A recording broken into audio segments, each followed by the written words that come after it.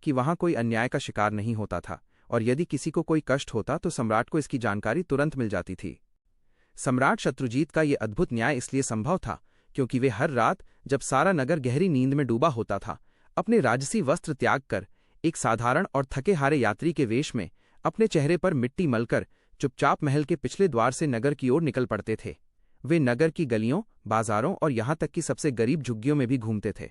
वे लोगों की फुसफुसाहटें सुनते, उनकी पीड़ा को समझते और अगली सुबह सिंहासन पर बैठकर रात में देखे गए अन्यायों का निवारण करते थे। जनता बस यही जानती थी कि उनका राजा अत्यंत दयालु है। चोरों का जमावड़ा और सम्राट का वेश। एक ऐसी ही सर्द और शीतल रात्रि थी। सम्राट अपने गुप्त वेश में एक संकरी और अंधेरी गली से गुजर रहे थे, तभी उन्हें धीमी धीमी फुसफुसाहटें सुनाई दी।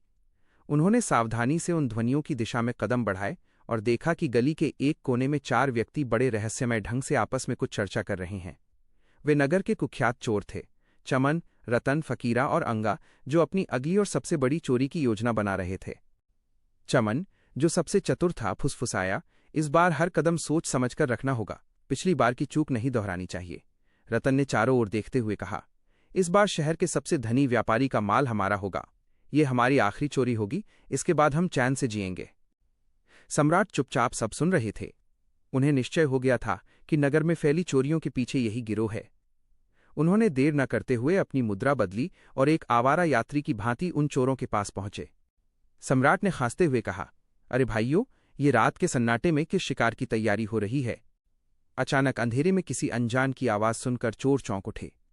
रतन ने आंखें सिकोड़ते हुए कहा, तू कौन है बे, और क्या लेना देना है तुझसे? सम्राट आत्मविश्वास से हंसते हुए बोले, भाइयों, मैं भी तो तुम्हारी ही बिरादरी का हूं। मैं भी इस नगर में बहुत बड़े हाथ मार चुका हूं, बस किस्मत जरा रूठी हुई है। अगर आज की रात मुझे अपने साथ ले चलो तो मैं अपनी काबिलियत दिखा दूंगा। चोरों ने एक दूसरे को देखा। कुछ देर की चुप्पी के बाद फकीरा ने कहा, ठीक है, आज की रात तेरी परीक्षा होगी। अगर काबिल निकला तो हमारे साथ रहेगा। चोरों के अनोखे गुण। सम्राट ने हल्के अंदाज में पूछा, तो भाइयों, अब जब मैं तुम्हारा साथी बनने वाला हूं तो जानना चाहूंगा कि आखिर वो कौन सी खासियतें हैं जो तुम्हें इतना निडर बनाती हैं। 1. फकीरा। सबसे पहले फकीरा आगे आया। उसने गर्व से कहा, मेरे भीतर एक दुर्लभ गुण है। मैं केवल अपनी सूंघने की शक्ति से जान लेता हूं कि सोना, चांदी, हीरे मोती या कोई अन्य बहुमूल्य खजाना कहाँ छिपा है। मेरे लिए खजाने की महक दूर से ही प्रकट हो जाती है। 2. चमन। इसके बाद चमन आया। उसने कहा, मैं पशु पक्षियों की भाषा समझता हूं। यदि किसी गली में कोई कुत्ता भौंक रहा हो या कोई घोड़ा अचानक व्याकुल हो जाए तो मैं जान जाता हूं कि वहां क्या अनहोनी घटने वाली है। 3. अंगा। अंगा ने अपनी जेब से एक पतली सी तार निकाली और बोला, मैं ताले तोड़ने में निपुण हूं। शाही कक्षों के सबसे कठिन ताले भी मेरी इस नन्ही तार के आगे नतमस्तक हो जाते हैं। 4. रतन। सबसे अंत में रतन सामने आया। उसने एक रहस्यमयी मुस्कान के साथ कहा, मेरा गुण सबसे निराला और सबसे खतरनाक है। यदि मैं किसी को एक बार अंधेरे में देख लूं तो फिर वो लाख छिप जाए, मैं उसे पहचान ही लूंगा। सभी के गुण सुनकर सम्राट विस्मय से बोली, वाह, तुम सब तो अपने अपने हुनर में दक्ष हो। तब चोरों ने सम्राट से उसका गुण पूछा। सम्राट ने गंभीर होकर उत्तर दिया, मेरे भीतर एक अनोखा गुण है। यदि हम कभी संकट में पड़ें, पकड़े जाएं या फंस जाएं तो केवल मेरी आंखों के एक इशारे से सजा भी टल सकती है और जान भी बच सकती है। ये सुनकर चोरों की आंखें लालच से चमक उठीं। सम्राट ने उनकी लालच को और बढ़ाया, छोटी मोटी चोरी से क्या लाभ? यदि जीवन भर चैन से जीना है तो एक ही बार इतना बड़ा हाथ मारो, और वो जगह है राजमहल का खजाना। खजाने का रहस्य और पहचान। योजना पक्की हो गई और वे सभी महल की ओर बढ़ चले। जैसे ही वे महल के समीप पहुंचे, एक कुत्ता जोर जोर से भौंकने लगा। चमन ने ध्यान से कुत्ते की आवाज को सुना और घबराकर बोला, ये कुत्ता कह रहा है कि हमारे साथ इस समय नगर का सम्राट चल रहा है। बाकी चोर हंस पड़े। अंगा बोला, तू पागल हो गया है। राजा भला इस अंधेरी गली में क्या करेगा? सम्राट ने बात संभालते हुए कहा, ये कुत्ता भूखा है, इसलिए अनाप शनाप बक रहा है। चलो, काम पर ध्यान दो। चांदनी रात की चुप्पी में उन्होंने महल के भीतर प्रवेश किया। फकीरा ने अपनी नाक से सूंघा और दिशा बताई।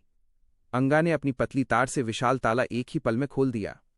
खजाने के कक्ष में सोने की अशरफियां, हीरे मोती और बेशुमार दौलत बिखरी थीं। सभी चोर दौलत समेटने में लग गए। उन्होंने सम्राट को भी हिस्सा दिया, लेकिन सम्राट ने बड़ी विनम्रता से ये कहकर मना कर दिया कि मेरी किस्मत में शायद ये दौलत नहीं लिखी थी। दौलत के बंटवारे के दौरान ही सम्राट ने सहजता से चोरों से उनके नाम और सही ठिकानों के बारे में पूछ लिया। खजाना लूटकर वे चारों अपने अपने ठिकानों की ओर चल पड़े और सम्राट वापस महल लौट आए। गुणों का सदुपयोग और अंतिम न्याय। अगली सुबह जब राजमहल का खजाना लूटे जाने की खबर फैली तो पूरे दरबार में खलबली मच गई। तभी सम्राट शत्रुजीत ने अपने सिंहासन पर बैठे शांति से घोषणा की, मुझे भली भांति ज्ञात है कि ये चोरी किसने की है और वे इस समय कहाँ हैं। उन्होंने सिपाहियों को चोरों के बताए गए ठिकानों पर भेजकर उन्हें पकड़ने का आदेश दिया। थोड़ी ही देर में चारों चोर रस्सियों से बंधे हुए दरबार में प्रस्तुत किए गए। तभी रतन की दृष्टि सम्राट के चेहरे पर पड़ी। वो चौंक गया और घबराकर फुसफुसाया, ये तो वही है, हमारा 5वां साथी। यही सम्राट थे। सम्राट ने ठहाका लगाया और सिपाहियों को उनकी रस्सियां खोलने का संकेत दिया। दरबार स्तब्ध था। सम्राट ने दरबारियों को रात की पूरी घटना सुनाई कि कैसे उन्होंने चोरों की काबिलियत पहचानी। फिर उन्होंने चोरों से कहा, तुम लोग चोर अवश्य हो, परंतु तुम्हारे भीतर अनमोल गुण हैं। यदि इन्हें सही दिशा में लगाया जाए तो तुम मेरे राज्य के वरदान बन सकते हो। सम्राट ने न्याय की एक नई मिसाल पेश करते हुए चारों को उनके गुणों के अनुसार राज्य सेवा में नियुक्त कर दिया। रतन, जो अंधेरे में पहचान सकता था, को राजमहल का प्रधान प्रहरी बनाया गया।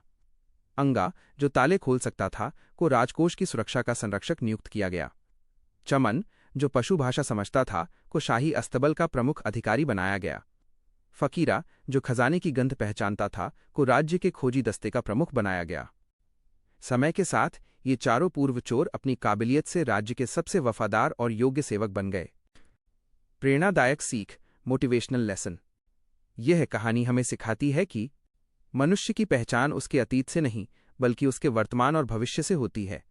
हर व्यक्ति के भीतर कोई न कोई अनमोल गुण छिपा होता है, बस जरूरत है उस गुण को पहचानने और उसे सही दिशा देने की। जो व्यक्ति दूसरों के दोषों को नहीं बल्कि उनके गुणों को देखकर उन्हें सही मार्ग पर लगाता है, वही सच्चा मार्गदर्शक और सच्चा नेता होता है।